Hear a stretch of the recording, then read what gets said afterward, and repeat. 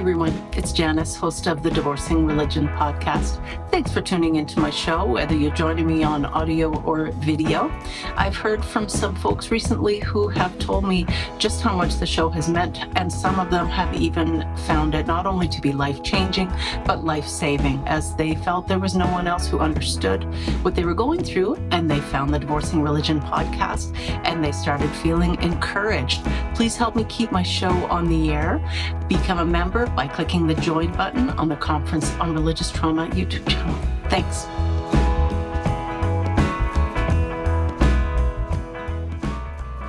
Hi, everyone. Welcome to the Divorcing Religion podcast. I'm your host, Janice Selby. I'm a registered professional counselor and a religious recovery consultant. And I am excited to share two guests with you today. I had the privilege and honor of meeting them both in December of 2023 when I attended their conference at Syracuse University in New York, and the conference was The Religious Origins of White Supremacy. So it was just a phenomenal event. It was very interesting for me.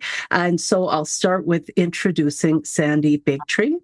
Sandy is a citizen of the Mohawk Nation at Akwesasne and was a founding board member of the American Indian Law Alliance. She's a founding board member of the Indigenous Values Initiative, which fosters collaborative educational work between the academic community and the Hodenosaunee, promote the message of peace that was brought to Onondaga Lake thousands of years ago. Oh, yes. Okay, very good. It is this message that continues to influence American democracy, the women's rights movement, and the environmental justice movement. She was an original planning committee member of Scano, the Great Law of Peace Center, and currently sits on the Educational Collaborative Committee. And Dr. Philip Arnold, president of the Indigenous Values Initiative, associate professor, Religion, Syracuse University, and founding director, Scano, Great Law of Peace Center. Welcome. Thank you so much for joining me today. It's just a delight to see you again. Thank you. Great to be with you, Janice. Thanks so much for having us, Janice. This is great. Your work I can hardly believe really it. interesting. Yes, thank you.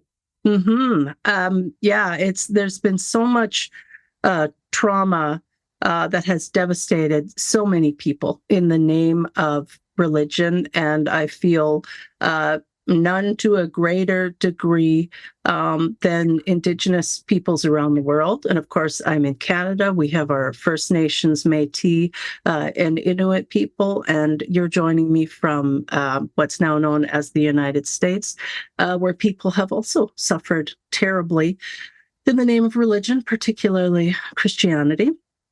And so I wondered if we might start with you providing a little bit of education around the religious origins of white supremacy, the doctrine of discovery. I mean, it's going to have to be kind of the Reader's Digest condensed version, but I think my listeners and viewers would be very interested to know about the doctrine of discovery. Yeah, so it's a very, as you said, it's a very big issue, a very big phenomenon, we'll say, but it's also quite specific, right? So we could talk about specific 15th century, that is, papal bulls that came out in the 1400s, mid 1400s, and then, of course, after Columbus's voyages to what was then, seen as India, or the New World. And these papal bulls that were issued from the Vatican essentially give monarchs the permission, indeed kind of the requirement, that when they enter the lands of non-Christian peoples, those lands are automatically deeded to the Christian nations and to the Vatican. The bodies of those people are to be subjugated to the church and to Spain, Portugal, etc. And all their earthly possessions are to be confiscated for the purposes of extending the Christian empire, or Christendom, as they called it then, right? So these papal documents all through the 15th century, of course, have precedents in the Crusades and earlier times, right? The 11th century and earlier. So it's kind of on a continuum in terms of European history.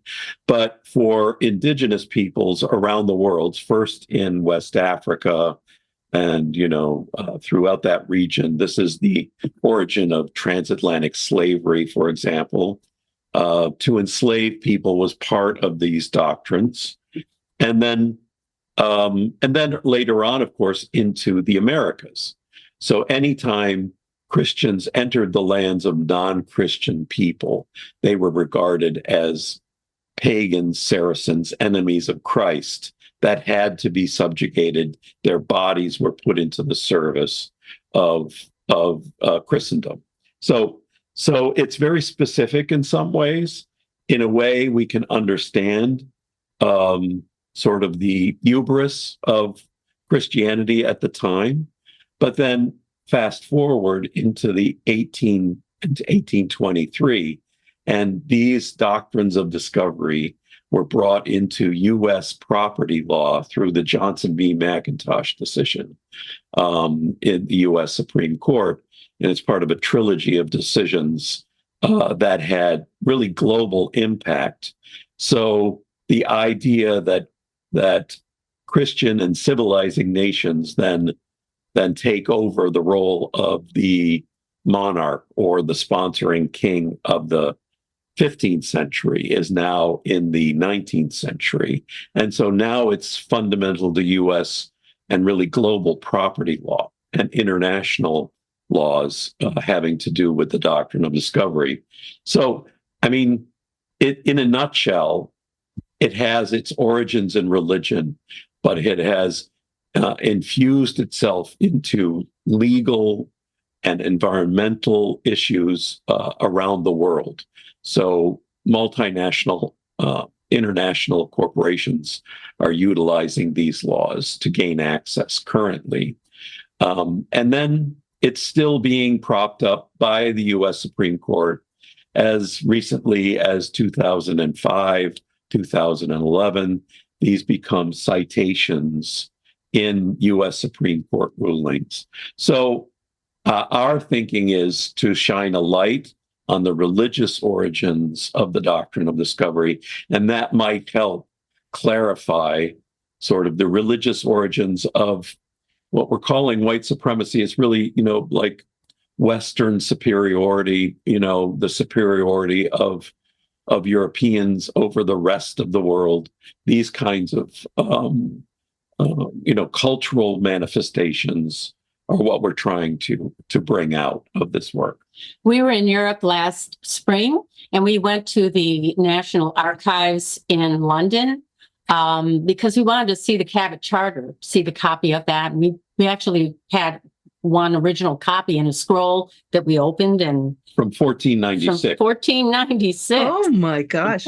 Right. I mean, essentially gives the British king title over all of North America. But what was interesting is that we're translating kind of the language, we found the same wording that was in those Catholic papal bulls were transcribed into British law, right? So that was kind of the middle step before they came to the Americas. Of course, North America, the British had come in here. That's why we're speaking English. But it's chilling. You can see the thread right through from the Vatican during these papal bulls of discovery. And it's a structure. It's a hierarchical structure of patriarchy, pretty much, that just goes in and attacks the core of indigenous cultures, which were usually matrilineal. Yes. I mean, you read the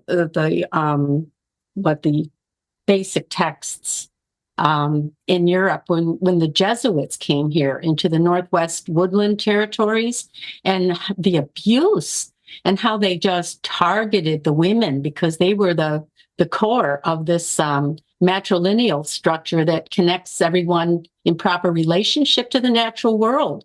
And the Jesuits recorded in their relations that these women were the firebrands of hell.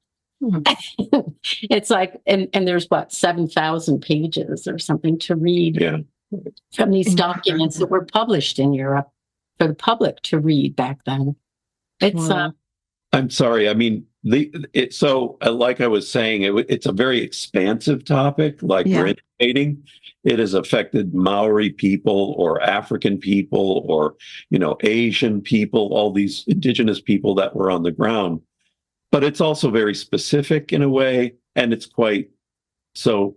Various groups of people can enter into the topic from different points of view. And even, Christian peoples, for example. I mean, we're working with a number of Christian denominations who have repudiated the doctrine of discovery, and over 350 of those. And in our podcast, Mapping the Doctrine of Discovery, we're trying to sort of give a sense of the various ways it impacts our world today. I mean, if you look at the news, if you look what's happening on the ground in the United States today, you'll see that religious, Christian nationalism, white Christian nationalism is really rearing itself as it did almost 100 years ago in Europe. So I think you have these cycles of it reappearing in a kind of grand scale. What you're dealing with, of course, are the personal and really traumatic dimensions that we all have to grapple with in our various ways. But to look at the big picture, I think can help our students, put it in a kind of proper framework, so they don't have to feel that it's like just happening to them. It's part of as Sandy says, a global system. Right. and worldview, frankly. Mhm. It's the way we perceive ourselves, the way we perceive each other. And I talk about the Jesuits coming into these nations and attacking the women. And even in the accounts, these ancient accounts, which scholars don't even address, the point that even in these records, the native people already have Christian names.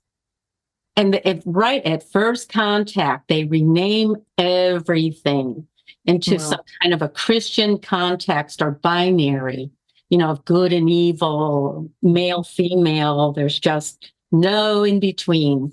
So it kind of starts there with the church, and that sets up an opposition of survival rather than having a relationship that's more expansive. Right. Where's the room for collaboration? Yeah, It's right. just that the conquerors come in and we're going to conquer, and you are going to obey or die. Mhm. Exactly. Yeah. Wow. It's breathtaking. Yeah. I mean, it's something that's it's kind of ancient history, but then it's kind of not. It's right here with us today. And I think from the point of view of my discipline, the academic study of religion, I feel like this is a contribution that we need to make, and from our disciplinary knowledge, is more kind of an engaged way of looking at the world. It sure does put things into better context. It's almost like things have been out of focus, and the work that you're doing helps to put things in a better focus. I really had no idea about. I'd heard of the doctrine of discovery, but I didn't know very much about it. I didn't know anything about the Haudenosaunee, and so I wonder, Sandy, if you would talk a little bit about that. I know in the introduction I mentioned. The contribution to American democracy, the women's rights movement, environmental justice movement. I didn't even know about the Confederacy. So would you tell us, do that in a nutshell somehow, to give us an overview of that? Well, our Tadadao here, Sid Hill, he's like the spiritual center of the Haudenosaunee, kind of what the model of a president was modeled after. The United States was modeled around the structure of the Haudenosaunee. And this is a long, long story to try to encapsulate in a few moments. But in effect, when Europeans came to this country, they experienced equity, freedom, and peace among all the indigenous territories in the Americas. And right from the beginning, Columbus took dozens of people. He enslaved several indigenous people, and they were left in Europe, those that survived anyway. And they had great influence in the way people would be thinking in Europe, because no one was talking about equity over there. And we had speakers from the Northeast woodlands and your Canada, right? And they would go over to Europe and question people in the 18th century. You speak about freedom, and you're not experiencing freedom any which way, because you're only free under the bondage of your monarch. And we don't have that in our lands, right? And we worked and strived to be in this proper relationship with the natural world, because the natural world is regenerative and it's diverse and it changes. It's not static. So it's a whole other way of viewing life as a human being. The Haudenosaunee encountered the founding fathers, or vice versa, and advised them on how they could form a more perfect union, not build an empire. So they conversed with founding fathers in Philadelphia. And it's written, there's all this whole record about how they recount the coming of their peacemaker at Onondaga Lake, which is the territory where we live. It's Onondaga Nation territory. And a peacemaker arrived and restored peace to 5 warring nations, many thousands of years ago. And in doing this, what he did was showed a way. He was a messenger of the Creator. So he arrived, and first thing he did was encounter a woman who had a big heart, and he instructed her how to select 50 women, take them into the forest, and if they followed protocol, there would be individual animals that would present themselves to each woman, and that would be the identifier of their clan. So it's not that humans say, we're going to have a clan, let's do this. No, it's an interaction with the natural world, observation and respect and reciprocity with that being. So from the woman laid the groundwork of the clan system, which would connect every human being that was born to their place in the natural world. And then he encountered a very sad Hiawatha who'd lost his children to war, and his grief was inconsolable. He lost his voice, his hearing, everything. And the peacemaker, through the use of wampum beads, which are shell beads from the Quahog clan, he was able to console Hiawatha and clear his mind and his ears and his sight, so he could become whole again and be free to speak. And then together, they went around, brought the other nations together, and then they convinced the Tadadao, who was the most vile sorcerer anyone had ever come across before. And it was through their unity in demonstrating their acceptance of the peace, they were able to transform Tadadao.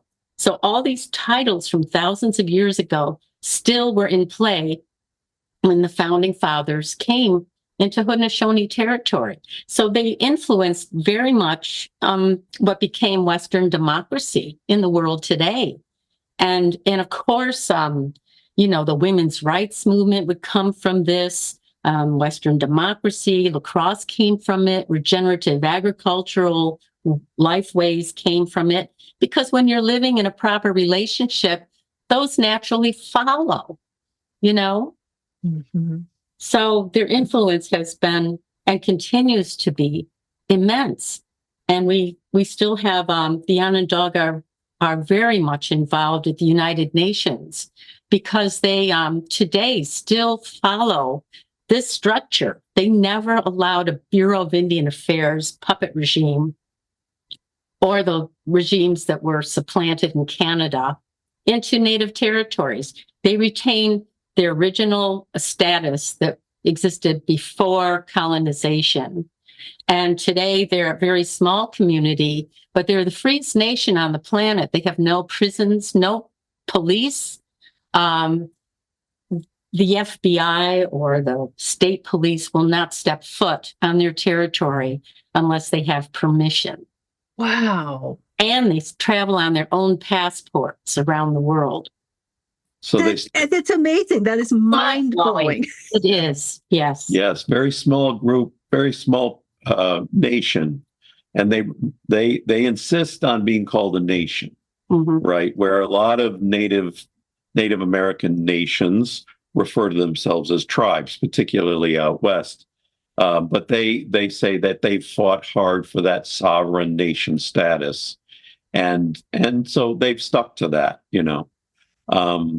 And I mean, I'm not surprised you hadn't heard about this because, you know, most Americans, most people in the United States have not heard about this either.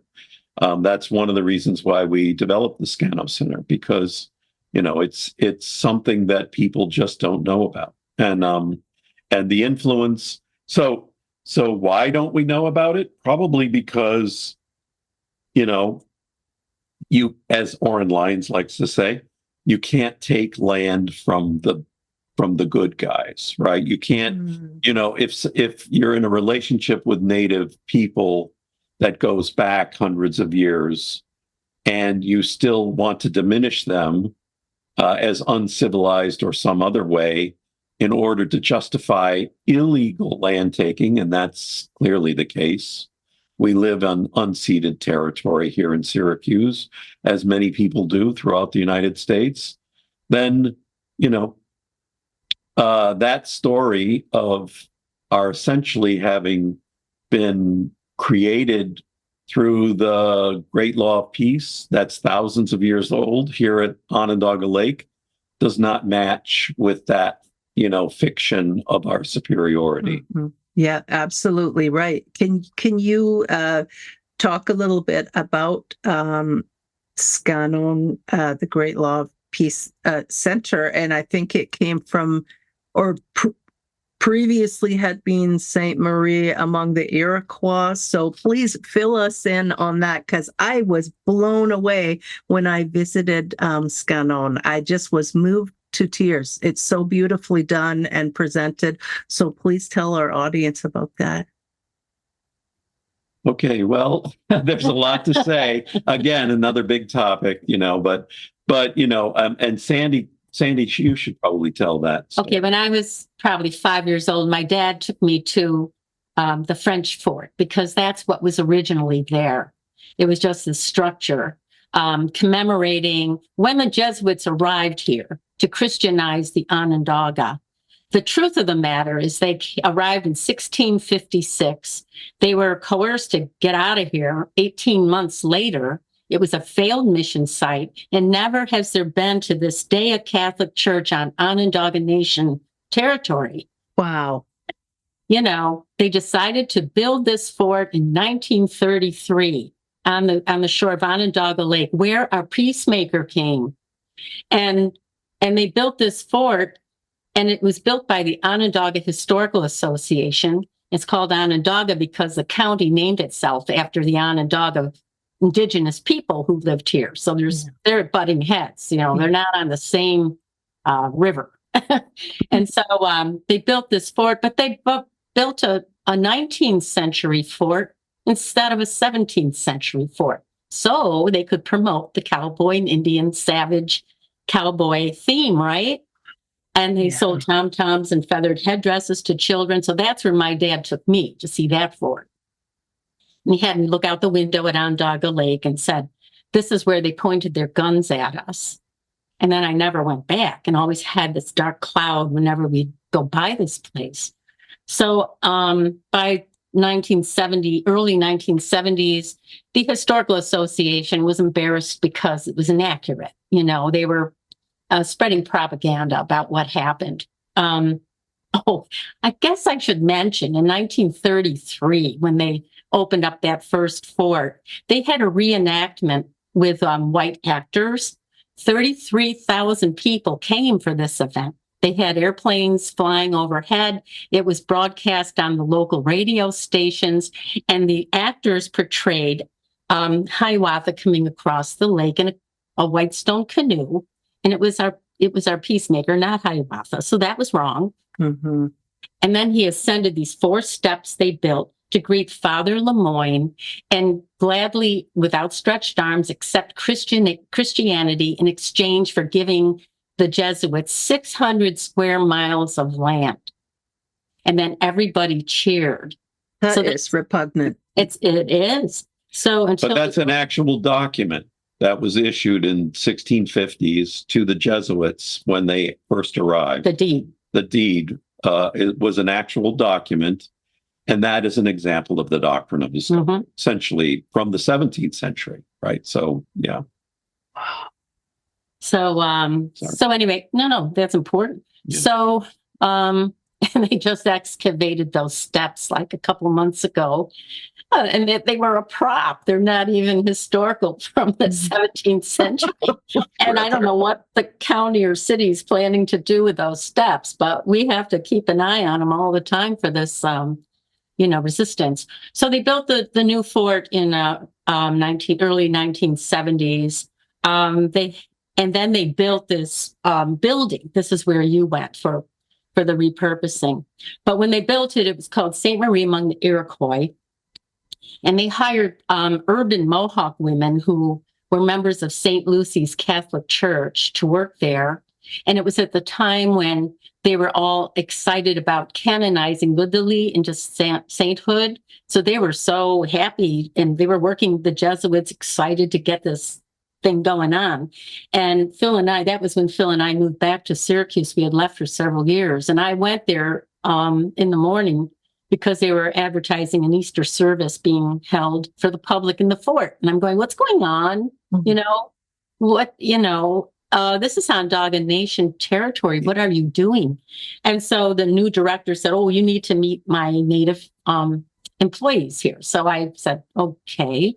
And that's when I found out they were all urban Catholic Mohawks. And so I said, this is Haudenosaunee Nation territory, and you need to go tell your story out east, And if within several years, the place almost went bankrupt. Yeah. And then OHA had an employee who said, oh my goodness, we can't let these martyrs die in vain. We have to keep this fort and this narrative alive, to honor our Jesuit martyrs, right? Wow. So Phil wrote a letter to the paper and said, I think there's a more important story that needs to be told here. And that's the story of the great law of peace. And oddly enough, here we are. Right. So, yeah, so there were so many things wrong with the Ste. Marie among the Iroquois. I mean, it was this celebration of this great friendship between the Onondaga and the Jesuits. But we know that's not true, because there's also, even though that was published in the Jesuit Relations, their accounts of what went on in their exploits in America, we have a wampum belt. Sandy was talking about wampum. Well, it's really, so there were belts created, at the founding of the Great Law of Peace here at Onondaga Lake. There are also wampum belts that are essentially treaties between different groups of people. And this wampum belt, called the Remembrance Belt, depicts a Jesuit priest with one black bead for his black heart, that then is connected to a cross that goes up to Montreal, which is where they were based. And essentially, they were amassing weapons at their fort to take control of the Confederacy, to attack the heart of the Confederacy, and destroy the Hodenosaunee. And when they got wind of that, as Orrin tells it, they went to that Jesuit priest and they cut off his little finger and said, if you do not leave, we're going to do worse than that. Mm-hmm. And they left in the middle of the night and escaped back to Montreal. and never to be seen again. So it was a failed mission. First of all, it was the Jesuits that named them as Iroquois, which is a name that is stuck. So their name for themselves are Haudenosaunee, people building a longhouse. Iroquois is a negative name, a pejorative name that was assigned to them, kind of a French version of an Algonquin word that's not very nice. Put it that way.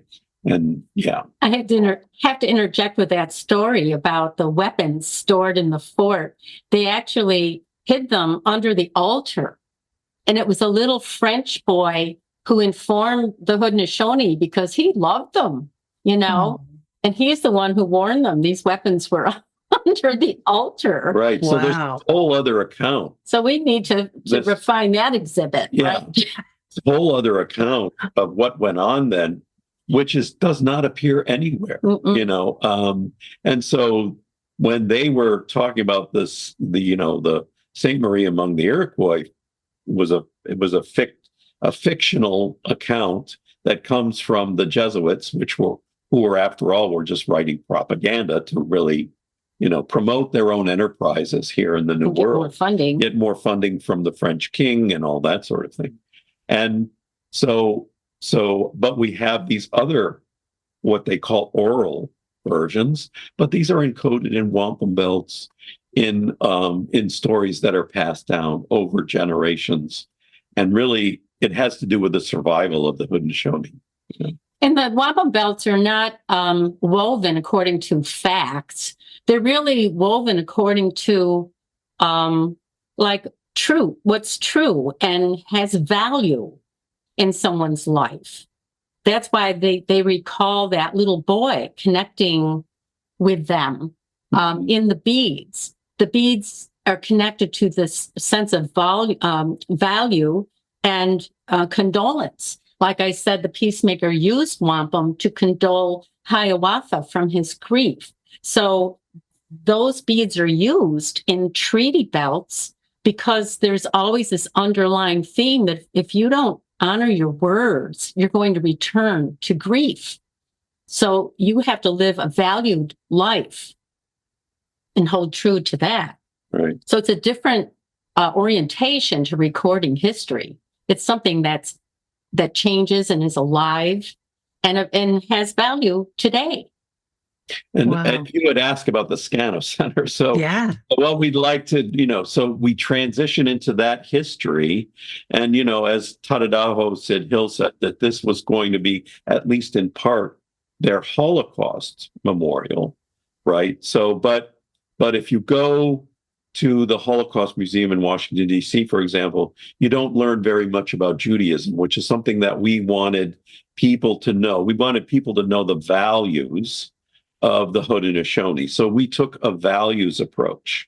Now, I've been teaching indigenous religions for, 30 years, and that's not the right term, though. I mean, it goes to your podcast audience. Religion is not really what we're talking about, because on the one hand, religion was used as a weapon against the indigenous peoples, and also they don't really have an area of their life that can be, separate from the world, that would be articulated as religion. Like, that's religion over there.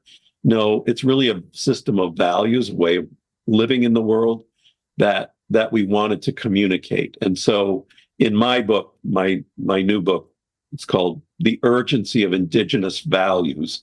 I go through why religion kind of doesn't work when we're talking about indigenous peoples. We're really talking about a value change, or really a value change for survival. We need to move towards a different set of values in this world. And so we use that approach, the values approach, at the Scano Center, not a historical approach, not an anthropological approach, but something that, and this is something that Sandy and I have learned works in a collaborative environment. We can talk about cross-culturally about what kinds of values we want to impart and how to articulate those values very specifically, like, being in proper relationship to the natural world. So we start with Scano, and Scano so the Onondaga, when they welcome or when they acknowledge one another, they say noñh Scano. That means thank you for being well. But it has in there Scano this idea of peace, and that peace can only be accomplished if human beings are in proper relationship to the natural world. We can't have peace with one another if we don't have peace with the natural world. All right. So that idea of Scano goes all the way through. That value of Scano goes all the way through the Scano Center, right? So, when you're in proper relationship to the natural world, you have health, you have healing, you have a proper mindset, right? A good mind. And so this process, this really a protocol, is at the center of Haudenosaunee political and spiritual, even economic thought, right? They think in terms of Scano. And that's what we wanted to emphasize. And then you learn about the Thanksgiving address, this ancient protocol that they recite before every meeting, literally every day. It can be a personal kind of affirmation. It can also be a public event. Sid comes up to Syracuse University at graduation and gives a 5-minute version. There can be a 2-hour version of the Thanksgiving address.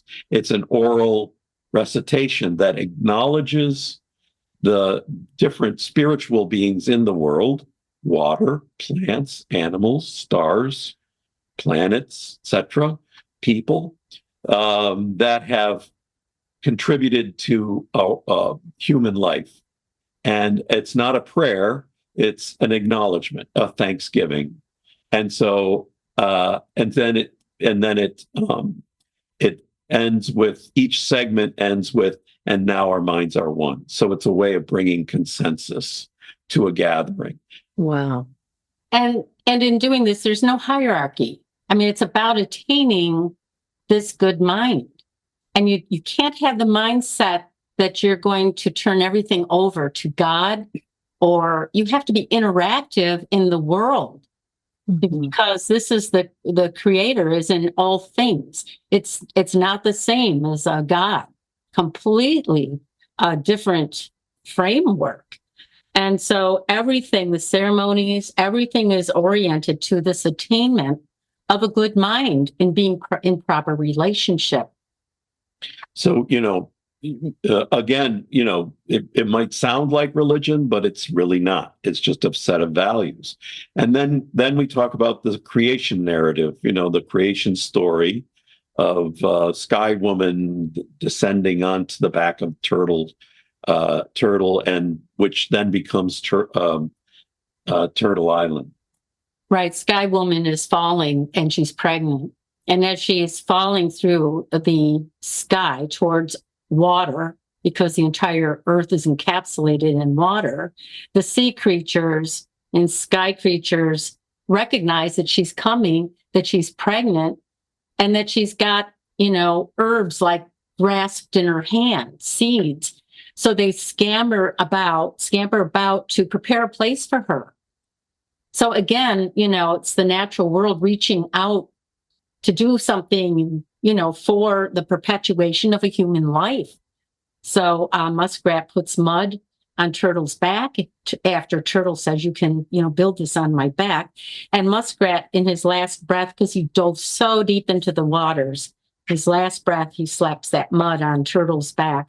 When Sky Woman is set down gently, encased in the wings of the birds, she very first act she performs is one of gratitude that they have all done this for her. And she begins to dance counterclockwise on the little pad of mud. And as she's dancing in gratitude, the mud expands. It covers Turtle, eventually becomes Turtle Island. So the very first action is of gratitude. You're always going back to that interaction of life and being grateful for something, Right. not some ascension from life here on Earth, but the integration of life. It's a Right. totally different way of viewing things. It's absolutely different from the idea that the earth belongs to man and man must subdue and conquer the earth. It's it's like shockingly different. And now we see what's going on in North America and around the world as the world becomes profoundly sick, the world itself, because of greed, rather than working with the earth and being thankful. It seems like if we would have just continued on the way that the Haudenosaunee were doing things, we wouldn't probably be in this mess that we're in right now. It's so different. Right. And given that, we borrowed, democratic principles, or were inspired by the Haudenosaunee for democratic principles, why don't we finish the job and think more about their relationship to the natural world? That value system, I think, has to be part of our economic. It's the urgency of that value system. Haudenosaunee do not really see themselves as stewards of the land, because you can't know as a human being what the land needs. So it's this interaction thing. Maybe it's more correct to say, more like the land is the steward of us. Right. Oh, wow. That we're really dependent on the whole world around us. And so we have this fiction that human beings are in charge, but we're not. We're absolutely not. And, scientific knowledge will just tell you that, or living through COVID will tell you that. We're completely dependent on the world around us. And the only really proper attitude is one of thanks, one of thanksgiving. And, it's not a technique for, gaining mental health or anything like that. It's a way of living in the world. So, yeah. We talk about recording time in the history books. It's so static and unreliable. It's indefinite. But the wampum belts is another way of recording history. The natural world is yet another way of recording history. You look at the sky and reading stars, and it foresees the cycles of the earth. There are some plants, little weeds that blossom when a certain species of fish, come into the stream. And it's another way of cueing in with time and rhythm and harmony and, balance. Mm-hmm. Very different orientation. And all that was wiped out in so few years. Yeah, the thing that wiped it out, though, was a different religious point of view. Okay, so it's not just that, human beings are naturally greedy or this kind of thing, right? I don't think so. I don't think we're naturally greedy at all. I think we're naturally predisposed to being generous and thankful for the world around us, as indigenous peoples are. We were all indigenous at some point, right? But it's the imposition of a worldview that sees our being here on Earth as a mistake. Right, that we need to get some other place to be saved, to essentially, we should not be here, and we should be yearning to get to another world, to heaven. Right, this earth is not our home. Exactly. But it is. That's all we've got, And I think that that many religious people, not just Christians, of course, but Muslims and others, have really bought into this idea that we don't really belong here. But, I think that's probably just, objectively not true, we belong here. And we do have a responsibility to be here. Yeah. And I think Christians and others are trying to reassess that kind of theological framework that has really destroyed the world. You can see it, in belching pickup trucks. They just belch like, there's a certain kind of apocalypticism that is so ingrained in American religion, and I'm using this loosely, but colonial colonizing ideas of religion that really want to use up the world. So for a vision of the second coming, And this is what we're grappling with here now. We go to wars over these conflicting theologies and ideologies. We've gotten away from just living in a proper relationship where you are, sustaining your diets and trying to localize more, and be at the center. You are at the center where you exist. How can we expand, get the message out to people who are totally unaware of all these things that you've been talking about, and about really the Haudenosaunee Confederacy, the values that have been a part of your life and tradition for thousands and thousands of years. It seems like the world would be such a better place if people would embrace these values. But I don't know, if you're a small nation, I don't know, are people moving away? Like, are young people moving away? Is there any way that the nation could be repopulated? I mean, I know Phil is teaching at the university, and you guys are holding conferences and doing the podcasts. What can we do? What else can we do? Well, Onondaga is strong. I mean, their children pretty much stay, within. Nice. Yeah, definitely. The ceremonies, it's very vibrant. They have, cycles of ceremonies every month, and all kinds of meetings, and clan mothers have much influence. That system is very alive and well and flourishing among Haudenosaunee traditional, territories. Yeah, I mean, it was disparaged, up until the late 70s. U.S. law really made all indigenous practices of their traditions illegal until 1978 in the American Indian Religious Freedom Act. So that is, from that date forward, there are now these explosions of courses in Native American indigenous religions, in all manner of interest in these traditions. And I think probably, not just Native youth, but also settler colonial youth, are really understanding that they need to get a kind of different sense of what it means to be human in order to have a future, I think the urgency of our moment is really what's going to drive a different way of thinking about the future. 7th-generation thinking, for example, when they raise Hoyani, or men of the good mind, into their positions, and they're chosen by their clan mothers, when they're raised into that position, they are instructed to think in terms of the 7 generations into the future.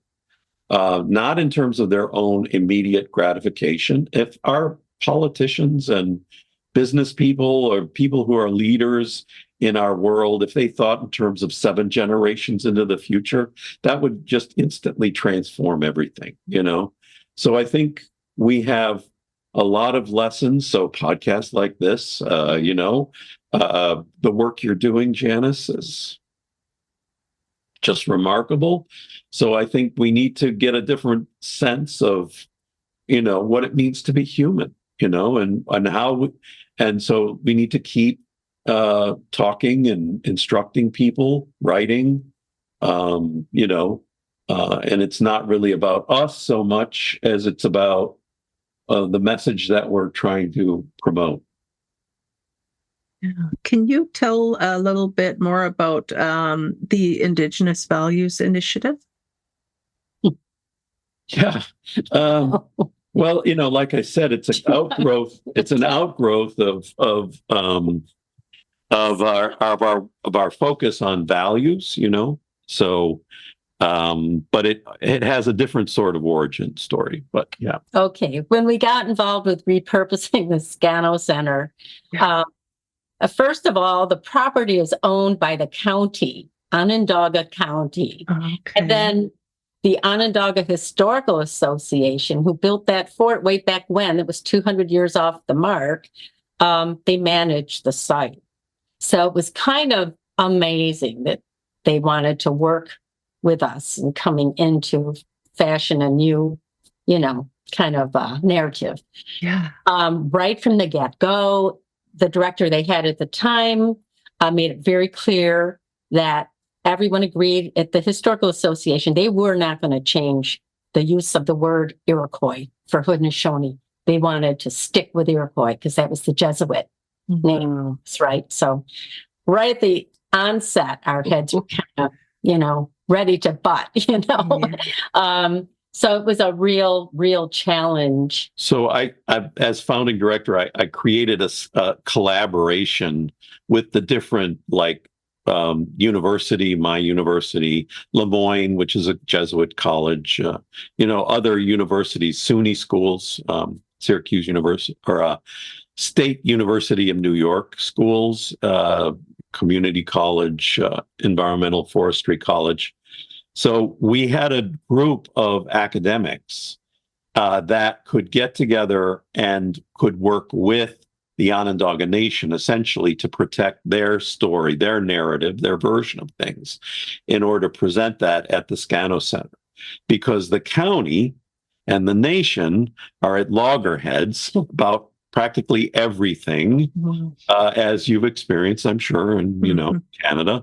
And so, and particularly about cleaning up Onondaga Lake, which is the most chemically polluted lake in the country.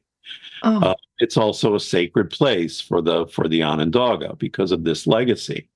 So in order for that to work, we had to have a broad kind of coalition, collaboration that would meet with and be guided by the Onondaga Nation, and we always had a kind of challenge with the county and OHA. Onondaga Historical Association. So there are a lot of Onondagas here we're talking about, but they're not the same kind of thing. They don't represent the nation. And so we learned very early on that we had to work with Onondaga Historical Association because they're managing the site. They're also going out and getting grants to create the site, but we never understood where the money was going, and they would kind of keep that from us. So we decided we had to create a 501c3, nonprofit. That is Sandy and me. We now have board members of citizens of the Onondaga Nation that sit on our board. And so we're directed by the Onondaga and the Hodenosaunee, but we're a check on the power and influence of the county and OHA. So we have to keep kind of checks and balances in place, Leverage. and certain kind of leverage to make sure that we're keeping on message, at the Scano Center, because they're interested in turning it into a tourist site or something like that. We want to kind of challenge people. We see it more as an educational site and something that will challenge people a bit, not make them uncomfortable, but, rather just get them thinking, like we do in classes. I have to interject, though. The original director left a year or so ago. It got very hideous. And we have a new director, and she's a woman, and it's quite a turnaround. Yeah. It's really different now. She still has a lot to learn, but she's learning, and interesting, making a real effort. So I mean, things are improving, but it's been over 10 years now that we've been open, and it's been a real challenge all the way along. I like to say, if you want to, lose sleep for the rest of your life, open a peace center.